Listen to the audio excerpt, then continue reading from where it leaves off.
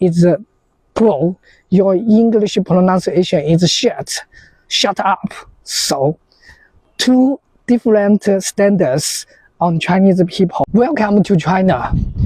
Here, you will feel like a prince or princess because our society induced to teaching us to treat the foreigners well so we can leave a good impression on this world.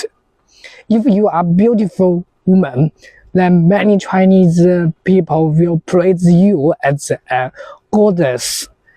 And if you are a foreign man, once you are a foreign man, there are always many Chinese women. They try their best to contact with you, try their best to take photos with you, and there are some Chinese women who always think the foreign man is rich, smart, gentle, and well educated. In fact, there are always some foreigners who are not rich, poor, and filthy, and not decent, not sincere.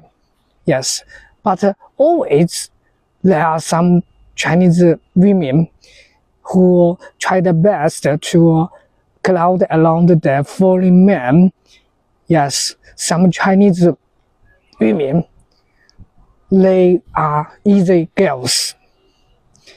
In this video, I wanted to tell some Chinese women, don't let foreign men look down on you. You are shaming your family. And once you are a foreigner, you don't need to learn any Chinese language in China.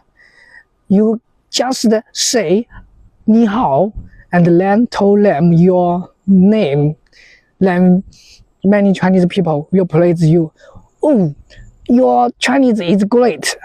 In fact, it is terrible. In the opposite, I am learning English and I am trying my best to practice my English. But many Chinese people will tell me, your English is poor, your English pronunciation is shit. Shut up. So, two different standards on Chinese people, on the foreign people.